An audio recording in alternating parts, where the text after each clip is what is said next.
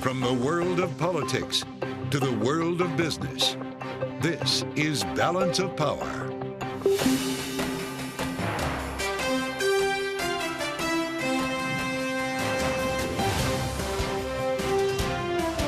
Live from Washington, D.C. From Bloomberg's Washington, D.C. studios to our TV audiences worldwide, welcome to Balance of Power with Anne-Marie Hordern in New York. I'm Joe Matthew.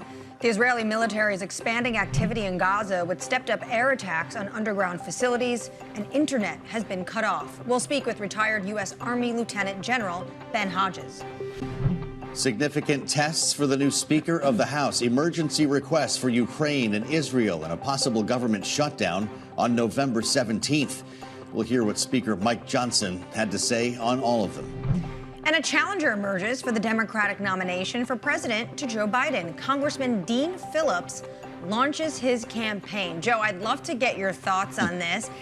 He stepped down from leadership in Congress, which pretty much insinuated because he was talking about how he's out of step with the Democratic Party because he just thinks there needs to be a new generational leader, and he's taking his chances.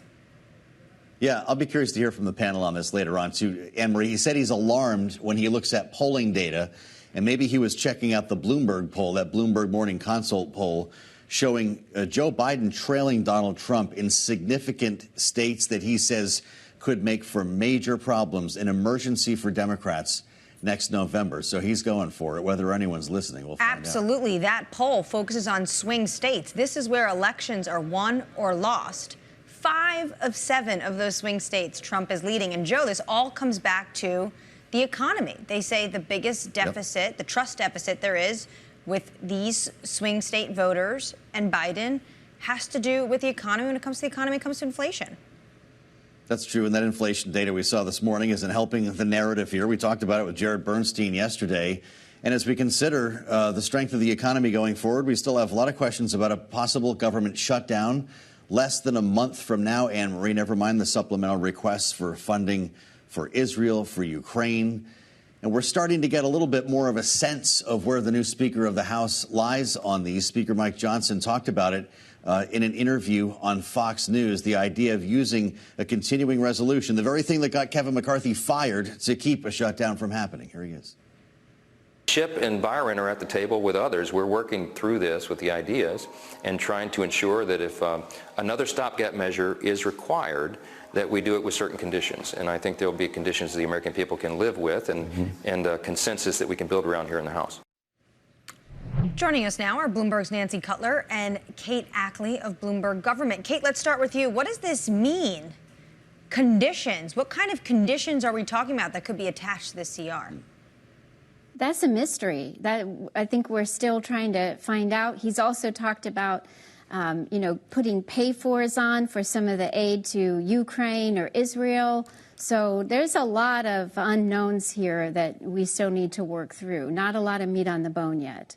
Not a lot of meat on the bone, but you wonder if does that mean cuts? Does that mean some sort of new check, accountability on money that's being spent, an audit? What do they have in mind? He says Chip and Byron are working on this. The last time Chip Roy wrote up a CR, it didn't pass. Well, I'm not expecting it would be extra spending, right? I mean, just given new Speaker Johnson's record, what he said in the past on, government funding and the deficit and his worries about that, he's looked at making cuts even to entitlement programs, floating that out there. So I think there's probably a lot on the table, at least rhetoric-wise. Yeah. Nancy, let's bring you into this conversation. What does the White House do in this situation? You had Speaker Johnson going over to President Biden yesterday. They obviously don't want to shut down, but there's not going to be conditions when you look at the Democratic Senate. Absolutely. And President Biden has really made a huge effort, even predating Johnson becoming the Speaker of the House, to make sure that funding for Ukraine stayed constant. He gave a major speech on it a few weeks ago, and he has really urged Congress to continue to support Ukraine. I think they will continue to push with that. What the White House has done in this situation in the past has been not really to negotiate with House Republicans on this. It's to try to build public pressure for to make them act. And I think that we'll see them try to do the same again. Of course, this is a brand new speaker, so President Biden is working with really an unknown negotiating partner. Yeah, and that's why it was interesting to hear him speak to some of these issues last night, not just the potential CR, but also the supplemental budget request. Listen to what Speaker Johnson said to Fox News about how to handle, remember, this was going to be combined, Israel, Ukraine, Taiwan, border security. Here's how he sees it. Our consensus among House Republicans is that we need to bifurcate those issues. The American people are demanding some real accountability for the use of those dollars. Now, we can't allow Vladimir Putin to prevail in Ukraine because I don't believe it would stop there, and it would probably encourage and empower China to perhaps make a move on Taiwan. We have these concerns. We're not going to abandon them, but we have a responsibility, a stewardship responsibility over the precious treasure of the American people. All right, so today's program is brought to you by the word bifurcate. That's the one that's been resonating ever since then. This idea of bringing Israel funding alone to the floor. We talked to Tim Burchett from Tennessee earlier today. That's what he wants to see. That's what a lot of conservative Republicans want to see. Isn't going to fly in the Senate. It's not going to work for the White House. So does it simply slow down the response to Israel? I mean, it could, because I think that President Biden really wants that Ukraine aid to go out, and will try to keep all of that sort of in the same bill, all of it together, so that the Republicans aren't able to break it off. Kate, what does this mean for, obviously it's a difference between you have the White House up against this new speaker, Mike Johnson, who they're just getting to know, but this is very different opinion than what his colleague, Minority Leader Mitch McConnell, has to say in the Senate. Mitch McConnell wants to see a massive package that protects America's national security interests and partners abroad. Right. Well, I think that's the thing with this Ukraine aid. It doesn't just divide Republicans and Democrats on the Hill. It's also showing, some divisions within the Republican Party. And I think that, a lot of these very conservative Republicans, they don't want to have to vote for Ukraine aid, but they don't want to not vote for Israel aid. So by separating them, then it's an easier vote for some of the opponents of giving Ukraine aid. So he's, maybe they'll have to go through a process where they do a vote like that, and then they put it together as a big package again, but we'll be watching these machinations. It's hard to know how this will turn out. I mentioned Congressman Tim Burchett. He thinks this is totally political. You're trying to force us to vote for Ukraine by giving us no choice but to vote for Israel. Here is what he told us earlier today on Bloomberg Radio. Why would you, knowing that there's going to be an objection, why would the President of the United States allow that bill to come out with Ukraine money tied to it? Because he wants to put somebody in a political spot. And that's the only reason. Cut the BS, send 3 different bills over. That's all you got to do. 3 sheets of paper. Of course, those 3 sheets of paper may not all pass individually. This is a bit of the way Washington works, right? But the Biden administration was going broader than that, to say that, in fact, they're related, that this is about national security for the United States. Yeah, that's absolutely the point that they want to make. They want to say that, it's important that we support Israel. It's also important that we support Ukraine. If we don't support Ukraine, we'll see, Putin's influence increase. And so they're trying to tie it all in the national security bow. But Republicans, we'll see if they're moved by that argument. I do think House Republicans are going to get a ton of pressure on that because, as we've talked about, the Senate Republicans, are not really in the same place as they are. Anne-Marie, it strikes me that one thing the administration might do a better job with is kind of delineating where that Ukraine money goes. We talked about this a bit yesterday. A lot of that $60 billion is to invest in restocking munitions here in the U.S. It would go to American defense contractors. Exactly. This is what Senator Mitch McConnell had made his case on the Sunday shows. He was speaking to Shannon Bream, and he said that money means that there's more jobs in America. 38 states are benefiting, and he says it's just rebuilding the U.S. industrial base. So I guess it depends how you want to sell it, Joe, right, to the American people. That's right. All right, Nancy Cook, Kate Ackley, thank you both so much for joining us this afternoon. Bloomberg's Manis Krani spoke with Iranian Foreign Minister Hossein Amir-Abdollahian moments ago, and Manis joins us now. Manis, thank you so much for joining us. Please give us some of your takeaways from this sit-down. You're the only television broadcaster to get this sit-down with the foreign minister of Iran at this really critical point right now in the world. Well, Anne-Marie, we're here actually at the Iranian Commission. We're in the midtown of New York, where this minister spoke to the UN, and he said there was a very important moment just before he came and sat down. This is Amir-Abdollahian saying that talking around ceasefire, and I really tried to push him, in other words, his ability, his power, his influence with the groups of Hamas and Hezbollah, his ability, does he still have the power to try and lobby for de-escalation and release of prisoners? During the conversation, he said that he had very clearly advised and given his advice to Hamas when he met them just a couple of weeks ago, which was around the release of civilian prisoners. He would not be pressed on when. He would not be pressed on the timing. He called for a complete ceasefire before that happened. Now, Anne-Marie, you and I both know that this is a very delicate moment in this war between Hamas and Israel. When I pushed him in terms of what Iran's role was doing in terms of upping their presence around the region, I would say that this, for me, was the standout. I asked him, are you upping and delivering more troops into Syria since October the 7th? Are you deploying more naval assets since September the 7th attacks?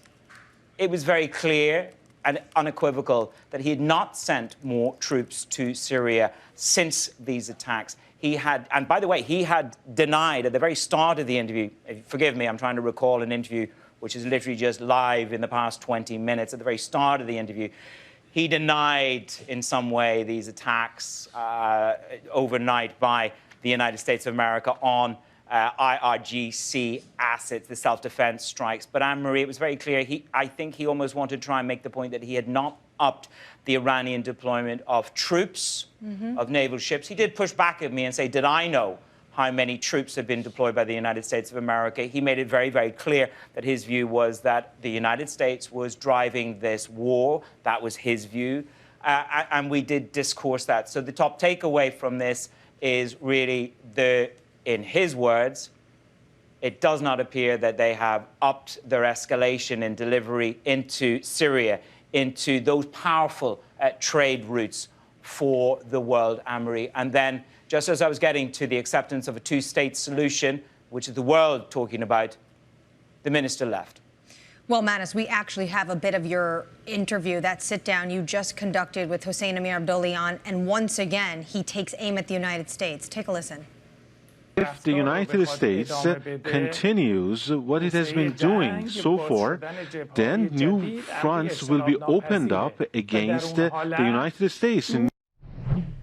Manis, what a comment. The new fronts will be opened up against the United States. He came to New York with a clear message. You know, Anne-Marie, I put this to him, and I need to go back and listen to the verbatim, so forgive me if I paraphrase here, and it is not absolutely exact. I pushed him a little bit on, you are here in New York, are you delivering a message of threat to the people of the United States of America on land, in country? And I think that's where he said, you know, prepare if this really does get worse in terms of the Hamas-Israel conflict. Be prepared globally, is my sense. I asked him, would it be an escalation on all fronts? And he said, really, you should prepare. He did talk a lot during the past 20 minutes about de-escalation, around ceasefire. But again, I would need to go back and listen rather than paraphrase on such a delicate subject. I think it's important that we reflect for a moment on these words from Amir-Abdollahian and digest them for what they mean for the message from Iran here in New York. Anne-Marie. Bloomberg's Manis Cranny, we thank you for sharing the interview with us today on Balance of Power. Let's bring in the voice of retired U.S. Army Lieutenant General Ben Hodges now. He's former commanding general of the U.S. Army in Europe. General, it's good to see you again. Welcome back to Bloomberg. I wonder what you make of what we just heard, the message from Tehran today. If the U.S. continues what it has been doing so far, then new fronts will be opened up against the United States.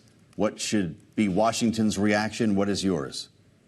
Well, I think that the White House and the Department of Defense have been prudent, putting capabilities in place, sending a clear message to Tehran that we're not going to just sit back and let them strike our soldiers, and that it's also up to Tehran to make sure that this does not escalate outside of Gaza. But it's also, I think, important to keep in mind, we saw the pictures today of Hamas and Iranian leaders in Moscow.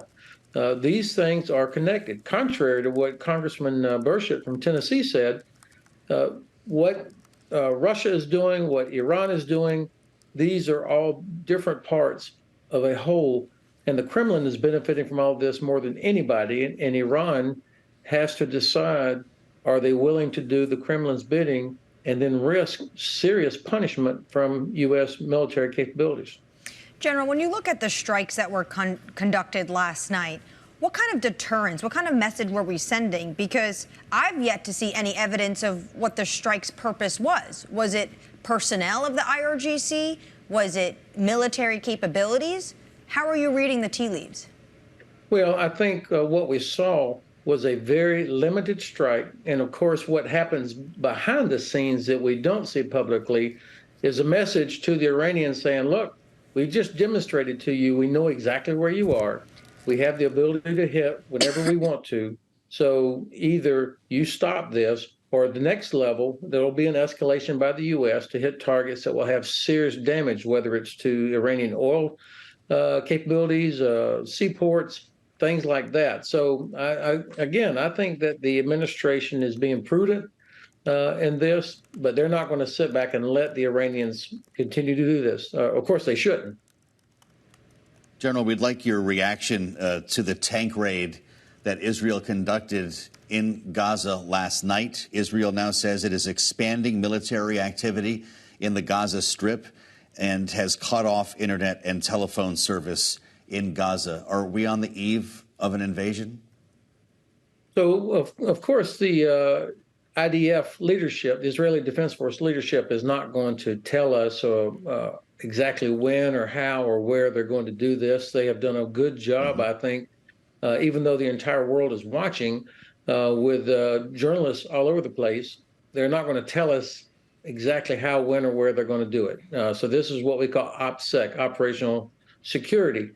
I think that what we won't see, this is just my guess, of course, I don't think we're going to see a massive invasion with thousands of troops in armored vehicles all crushing in on Gaza at one time. I think what we'll see is more of this gradual buildup with operations like the raid last night, where they're trying to develop intelligence, figure out exactly where Hamas is located, where are the likely traps, where are the tunnels that they haven't already identified. And of course, they're trying to do this in a way that minimizes casualties among the civilian population. So I'm not sure. I can't know, obviously, but I think the way it looks so far is going to be a steady buildup of combat power until they have accomplished what they think they have to. It feels as though the Israelis have delayed this ground invasion, and we have reporting that the U.S. and European officials were putting some pressure on them. They wanted to get the hostages out. Has that potentially helped Israel in terms of being more strategic when they go in? Well, it's a great question. You know, the defender always has the advantage of being able to have built-up positions, the IEDs that'll be out there, booby-trapping buildings, the tunnels. That's the advantage of the defender.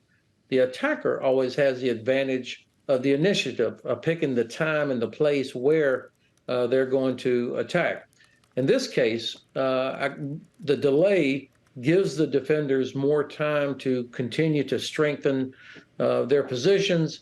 It also, I think, gives them time to build up the narrative of somehow that the Israelis are killing innocent people.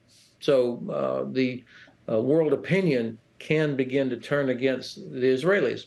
On the Israeli side, a huge amount of their military are reservists. Over 300,000 were called up. So there's a lot of training that's going on, getting them up to speed, the logistical preparation for this, building up the intelligence. So the Israelis also are benefiting to some extent from the extra days, but soldiers cannot sit in a crouch for a very long time. It's difficult physically as well as psychologically to be like a coiled spring, if you will. So both sides are getting advantages, but also disadvantages from the delay. Thank you so much for joining us this evening. Retired U.S. Army Lieutenant General Ben Hodges. Coming up in the program, another round of data showing signs of a strong U.S. economy, for better or for worse. More on that next with Bloomberg's Kayleigh Lyons from Washington. From New York, though, this is Balance of Power.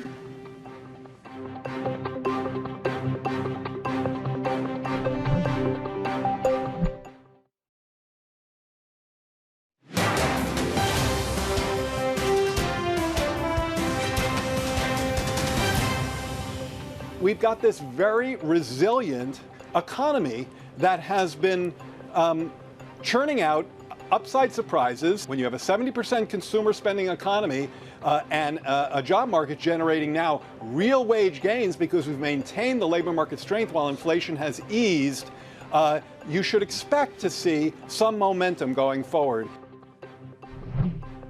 It was Jared Bernstein, chair of the White House Council of Economic Advisors, talking with us on Balance of Power right at this time yesterday. And we've got more upside surprises in economic data today. Bloomberg's Kayleigh Lyons is here to tell us what it might mean for the Federal Reserve as it gets set to meet next week. You've got your crystal ball, Kayleigh? Well, if only I actually had a working crystal ball, but I can tell you what the data is telling us, because that is actually firm, doesn't require much prediction. It's the data going forward that maybe does. Today, though, we see that the consumer engine of this economy still is hanging in there and still out there spending. Personal spending data from last month rising a much more than expected 0.7%. When you adjust for inflation, about 0.4%. But what's interesting is that was happening even as personal income didn't rise as much as expected. So demand is resilient despite the fact that we have seen a pickup in inflation, because the other big aspect of the data we got today was the Fed's preferred inflation gauge, core PCE, also came in hotter than expected, accelerated actually to a 4-month high at 0.4% month on month. And of course, the Fed also pays really close attention to inflation expectations. And this is where I want to point out what we got from the University of Michigan consumer sentiment data earlier. Inflation expectations for the next year rose to 4.2%, a pretty sharp acceleration, the highest reading we have seen going back to May. And that's as consumer sentiment overall remains quite subdued, despite the fact that we have really strong GDP growth, for example, as we saw yesterday. And this is something that Laura Raim, the chief U.S. economist over at FS Investments, was talking about on Bloomberg earlier. If you look at consumer confidence, it's still well below where it was before the pandemic. And that's, despite strong growth, inflation is something that is still really casting a long shadow over the household. This idea that year over year inflation is coming down, but the sticker shock is still a very real and present pain point to household budgets. And of course, inflation is painful for the Fed as well, as they're working really hard to get it down. And they will, of course, be making a rate decision come Wednesday next week. It is expected that they are already at their terminal rate. They are not expected to hike next week. But increasingly, the market is pricing out the number of cuts they think the Fed will be delivering next year. The idea being, because inflation is still sticky to such a degree, they're going to have to keep rates higher for longer, Anne-Marie. Well, Kayleigh, isn't this the entire political story as well? Jared Bernstein on with us yesterday talking about how great the economy is doing. Yes, we look at some of the data, but this gets to the crux of what Americans are still feeling. Absolutely. And that's why you continuously see a disconnect for all of the talk of Bidenomics and what it's doing for the economy. It's not really resonating when you look at polling figures, because prices remain elevated. And even if the pace of inflation, the pace of prices coming up is slowing down, that doesn't mean prices are actually going down. We're still dealing with prices in a lot of categories that are much higher than they were before the president took office. Yeah, absolutely. All right, Bloomberg's Kayleigh Lyons, thank you so much for joining us. Coming up, we turn to mounting legal challenges against Donald Trump with Dave Aronberg, Palm Beach County State's attorney. This is Balance of Power on Bloomberg.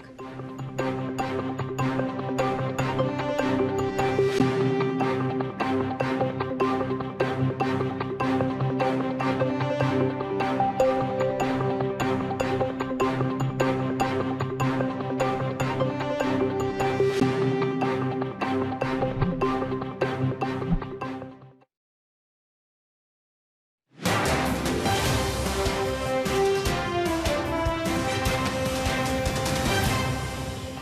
is Balance of Power on Bloomberg TV. Now, Ivanka Trump has been ordered to testify in the New York civil fraud trial against her father, former President Donald Trump. Let's go now to Dave Aronberg, now state's attorney for Palm Beach County, Florida. Dave, thank you so much for joining us. A surprise, you're with Joe in Washington, D.C. What are your thoughts on this? Ivanka Trump, she's laid low. She's not part of the Trump campaign. I don't see her out speaking, but she's invited to testify. Could this potentially be damaging to Trump? It could be, Anne Marie. It's good to be with you and Joe. This is the last thing she wanted to do. She wanted to be done with the whole Trump organization, Trump trials, Trump White House. I mean, she wants to get back to her old life at the Met Gala, and this is not going to get her there. She's now being reminded of her role in the company, even though she is not a named defendant. But perhaps she could offer some information that'd be damaging. And look, once she gets under oath, she has to tell the truth, or else that's a separate crime of perjury. So you can see why she did not want this to happen. When you add it to the other news of the last week or so, Dave, Sidney Powell and others in Georgia, Mark Meadows in Washington, really adds to this idea that the walls are closing in. How many of these deals are going to add up to information that we couldn't have received otherwise? When you're cutting a deal with the former chief of staff of the White House, who could have been directly involved in this, he must have some serious goods, no? Mark Meadows knows where all the bodies are buried, metaphorically speaking. That's the big get. Less so for Sidney Powell and Jenna Ellis and Scott Hall and Ken Cheeseborough. Those were his lawyers, at least 3 out of 4 of them. But Mark Meadows was his chief of staff. He was there in the room when it happened. It is unclear, though, whether he has a cooperation deal with prosecutors. What has come out is that he was given immunity in exchange for his grand jury testimony, because you can't force someone to testify at a grand jury where they can incriminate themselves unless you give them immunity. Whether that extends beyond the grand jury and he's actively cooperating in exchange for a non-prosecuting agreement is left to be decided. So, Dave, a lot of this news is flying around, these different trials, who's making immunity deals, who's, when you have someone like Mark Meadows, it seems like he's cooperating. What should we be paying attention to, and what's noise? I want to see if Mark Meadows has entered into a non-prosecution agreement. I want to see if he's flipped. And we won't know that for a while. Right now, Mark Meadows is an unindicted co-conspirator in the federal case, but he is an indicted conspirator in the Georgia case. In Georgia, he's been indicted, and so it's going to be very tricky, because if he speaks to Georgia, then that could be used against him in D.C. and possibly vice versa, although there's some tricky immunity issues that we don't want to get into right now because it's complex. But I'm waiting to see if Mark Meadows flips, because he's the guy who could take Trump down. I'm less concerned, for Trump's sake, from some of these lawyers who were out front, like Sidney Powell and Jenna Ellis, but it's unclear the extent that they meddled behind the scenes to create the coup. So when we think about this daunting task of running for president and managing 4 indictments plus other legal challenges over the next year, how does this work out in terms of timeline? We've talked about this before. Now that you've taken a couple of these potential trials, co-defendants off the board, does it move Donald Trump's trials around as well?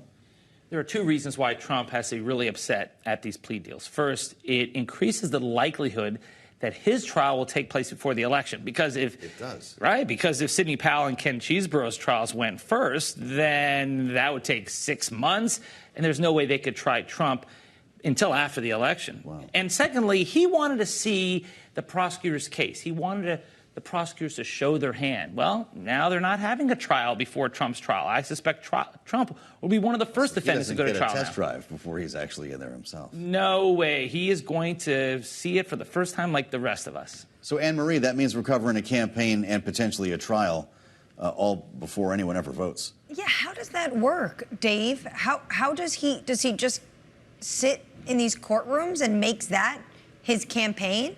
The fact that he says this is a witch hunt against him, but how does that resonate with voters when you see his own lawyers striking deals?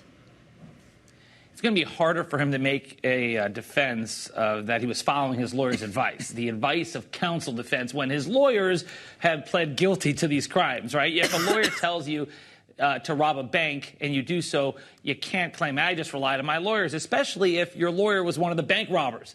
So that's going to be bad for him that his lawyers cut deals. I think ultimately when he goes to trial in the D.C. case, because I think that's going to be the first case that goes, and that's the one I believe will go before the election.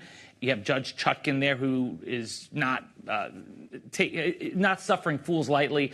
And Jack Smith's case there is built for speed. I think he is going to rise in the polls in the primary, but I think among swing voters, I think it looks bad when the leading candidate for president in the GOP is standing trial, could serve prison time. It's remarkable. What do you make of him showing up in person at the trial in New York? He berates the judge, the prosecutor in the lobby before he goes into the courtroom and is hit with now 2 gag orders. People may not realize this, but we saw Donald Trump on the stand for a minute this week. He was called up to defend his remarks, and the judge hit him with a $10,000 fine. We just keep doing this while the trial continues? Yeah. And Joe, you said something interesting. You said we saw him on the stand, but we didn't see him on the stand because New York doesn't allow cameras in the courtroom. No cameras. And I blame New York, not you for that. But the fact is we need to have more transparency in our criminal justice system. Well, how about the federal courts? It's crazy. It's like we're back in the 60s. We have the capability, the technology to put the cameras in. Otherwise, you're going to have so many conspiracy theories. Trump will come outside the courtroom every day and he'll say, look, the judge just said I'm the most innocent person he's ever seen. I mean, something to that effect. Right. And we won't know it because we won't be there. So I don't know. We've never been down this road before. This is uncharted territory. Who knows where this is going to lead? Dave, I just have one last question for you. If you see how all his former attorneys are now dealing with in these trials, who is going to want to represent the former president going forward? It's tough to have a client who keeps making these admissions in public. It makes your job much harder. Chris Kise, I think, is the best lawyer on his team. Chris Kise was a former Florida Solicitor General. He's well respected, and he got his money up front. He got a $3 million retainer up front. And he was shoved to the sidelines because Boris Epshteyn, who is Donald Trump's in-house consigliere, who has never tried a case himself, didn't like Chris Kise. But now Chris Kise is the guy who's trying the case in New York. He's the best lawyer. He's the one who should be out front. And if he doesn't do so, then woe to him. A $3 million retainer. I guess that's why he's already spent $40 million on legal fees. Well, he has all these supporters out there who are spending every last dollar of their Social Security disabilities check, sending their money to Trump to pay for his legal defense. $34 donations going to the legal fund. It's great to have you in Washington. Dave Aronberg, great to see you, and thank you for joining, as always, on Bloomberg. We learned a lot. Coming up, what a week it's been. From a speakerless House in chaos at the start to the moment we find ourselves at now. We'll recap, look forward with our political panel. This is Balance of Power on Bloomberg TV.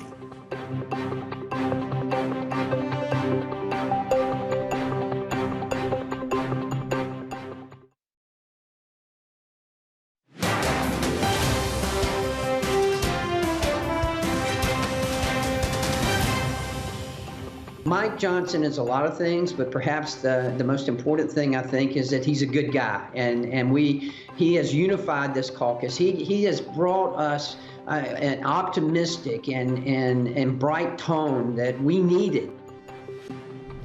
Republican Congressman Buddy Carter of Georgia weighing in on the new House Speaker yesterday, talking to Joe and I on Balance of Power. Let's bring in our closers of the week. A wild week it was. Rick Davis, partner at Stone Court Capital, and Jeannie Shanzano, political science professor at Iona University. Rick, let's start with you on what you think of the week so far for the new Speaker. He gave a 45-minute interview, a sit-down with Sean Hannity. What we learned is that he's for a continuing resolution to keep the government open, but with conditions. And also, he wants to make sure there's aid for Israel, but not so sure about Ukraine. Talk us through what you think this week has been like for him. Yeah, look, I thought actually it was pretty smart to get out there and introduce himself. How he did it, I didn't really care. Sean Hannity's just as good a conduit to especially Republican voters as anything else. But the fact that he immediately went on the air and sort of explained where he was and picked up really pretty quickly into the job, I thought was fantastic. I would say he is supportive in that interview of Ukraine aid, especially military aid. He just wants accountability for the economic aid, which I think everybody in Congress would agree with. So I was actually relatively predisposed to the idea that, like, you could keep the trains running on time, get some of this funding done, and get us to the end of the year without another incident, assuming his caucus will let him govern. So let's talk about some of the conditions here, G.D. Certain conditions, I think, is the phrase that he used. He says, with the continuing resolution, Chip and Byron are working on it. It sounds like an old radio morning show. Chip and Byron, that's Chip Roy and Byron Donalds. And, of course, Chip Roy wrote the last CR that didn't pass. With regard to Ukraine funding, he wants accountability. He's going to have to be more specific about both of these. What's he talking about? I don't think we know yet. And the reality is, one of the things in the Sean Hannity interview, he said, we'll have conditions that will be palatable to the American people. But this is not about the American people at this point. It's about his own caucus and what they will allow him to do. Because, of course, one of the many reasons that Kevin McCarthy was thrown off the bus was because he had struck a deal and kept the government open. And so he doesn't know himself yet. The questions is his own caucus going to let him do this? And hopefully they do give him runway and some kind of honeymoon to do this. They don't force him to shut down the government in his first few weeks. But that remains an open question. And, of course, you've got people like Matt Gaetz out there saying his election is a win for MAGA. And that means that they may hold his feet to the fire for what they expect out of MAGA folks. And those are a lot of things that the moderate Republicans, Democrats, and Republicans in the Senate and the president are not going to accept. And it's very difficult to have those individuals if you have only a 4-seat majority that could potentially become a 3-seat majority. Here's Speaker Mike Johnson discussing George Santos on Fox News. We have a 4-seat majority in the House. It is possible that that number may be reduced even more in the coming weeks and months, and so we'll have what may be the most razor-thin majority in the history of the Congress. We have no margin for error, and so George Santos is due process. If we're going to expel people from Congress just because they're charged with a crime, then or accused, that's a problem. We should note U.S. Representative George Santos did plead not guilty today to a number of charges that were filed against him. But, Jeannie, this could potentially be reality, a 3-seat majority. Does this embolden the centrists in the Republican Party to maybe start also pushing their weight around? I think that's one of the big questions we have. The squishes that they're sometimes called, the moderate Republicans in the party, they haven't exercised their power the way the far right has, hence the name squishes. And the question is, are they going to do that going forward? They do have the power to do that. And let's not forget, if George Santos was expelled from Congress, you've got a Democratic governor in Kathy Hochul who will call for a special election in that district. And Republicans have long been very afraid that that is a district that they could now lose. So there are big stakes here. And as Johnson says, he says, are we just going to throw people out because they've broken a law?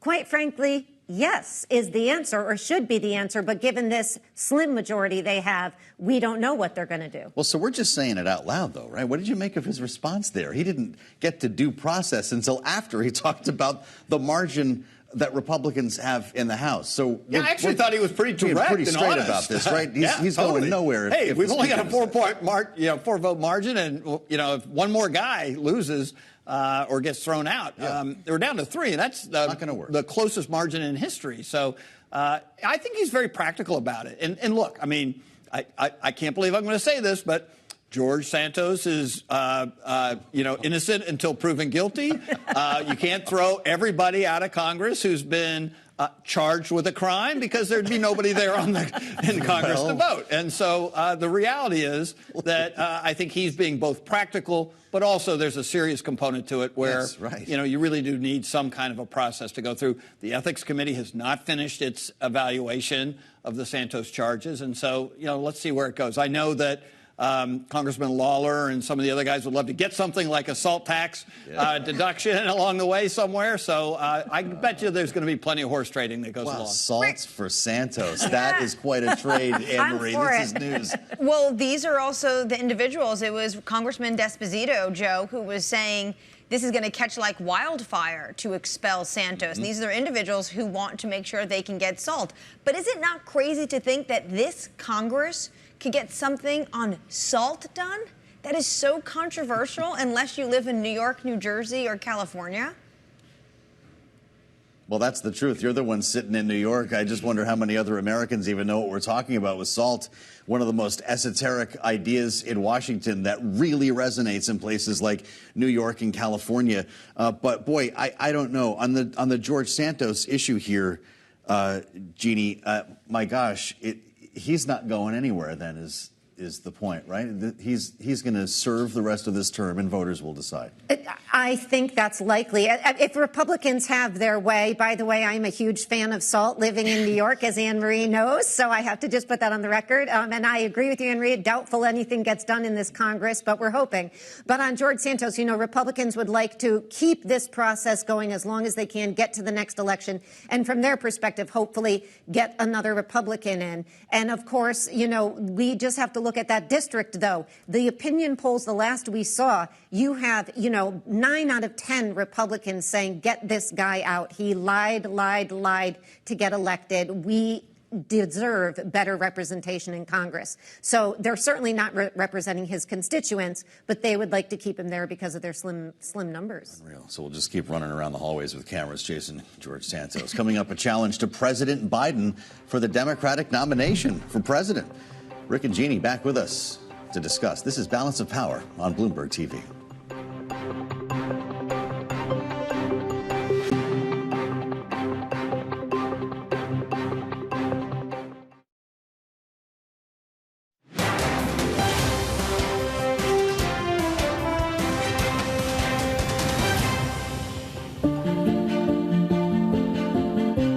I'm Dean Phillips, and I'm running for President of the United States of America. And I'm coming to New Hampshire to answer your questions. I love New Hampshire. I spent my summers as a kid in the White Mountains going to camp. Got to canoe the Saco River, learned how to fish, learned how to shoot a gun. Got to climb the presidential range, including Mount Washington. And it's also where I learned to love my country. And that's why I'm back as a candidate for president, in the place where we begin.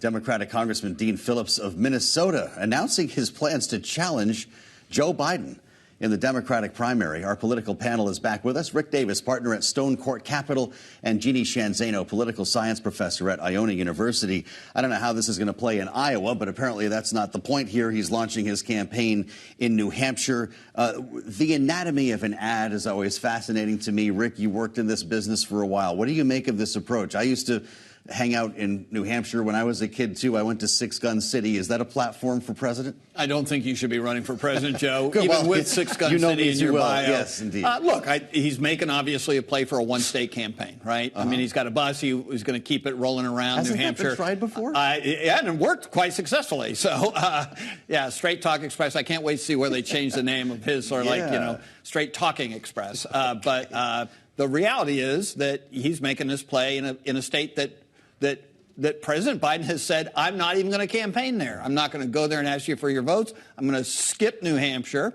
I'm going to go straight to South Carolina. So he saw an opening, and he's taken it. I mean, kudos to him. I think it'll all be over by February 1st, and you know, we'll see where he goes from there. But it's a bad thing for Democrats to have people out running around on the campaign trail, constantly talking to reporters about how old Joe Biden is and why we need a change. Jeannie, is that correct? Does Rick make a point? He basically effectively takes that position that RFK was going to take, but we see him actually needling away at Trump's voters. Yeah, I mean, you know, this is not good news for Joe Biden, but the polls in reality show that almost 7 out of 10 Democrats are concerned about Joe Biden's age, and Dean Phillips is trying to make hay out of that. He is coming in very late. He has missed the deadline for Nevada. He has really zero shot of raising the money and making a real go of this, which is why I think the best thing I heard, or my favorite thing, was when one Democrat was asked why Dean Phillips was blowing up his own career in Congress to do this.